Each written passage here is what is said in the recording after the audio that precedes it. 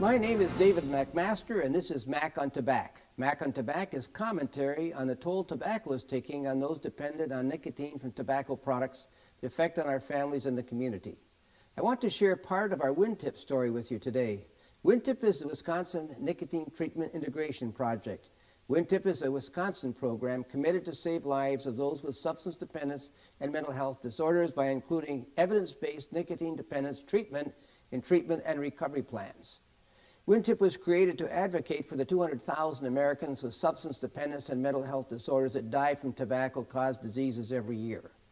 That translates into 35,000 Wisconsin tobacco deaths, or 78,000 total Wisconsin tobacco deaths every 10 years, or 44% of the death by tobacco. We discovered these two special or disparate populations form the largest single block of those getting sick and dying from tobacco.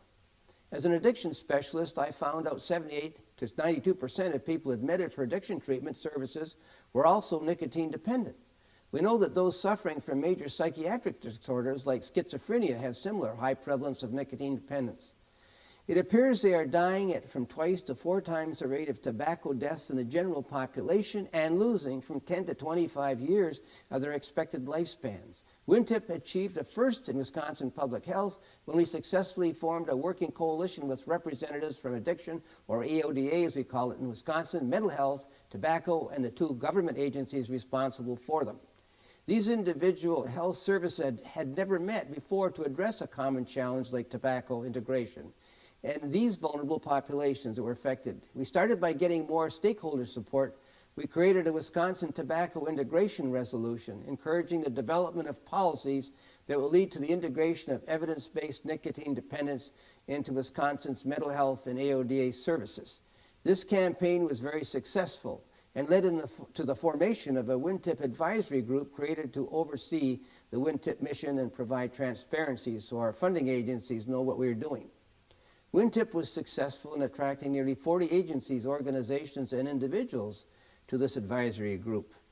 In 2007, our WinTip Tobacco Integration Resolution became national tobacco policy and was included in the recommendations for tobacco and nicotine policies developed by the American Society of Addiction Medicine.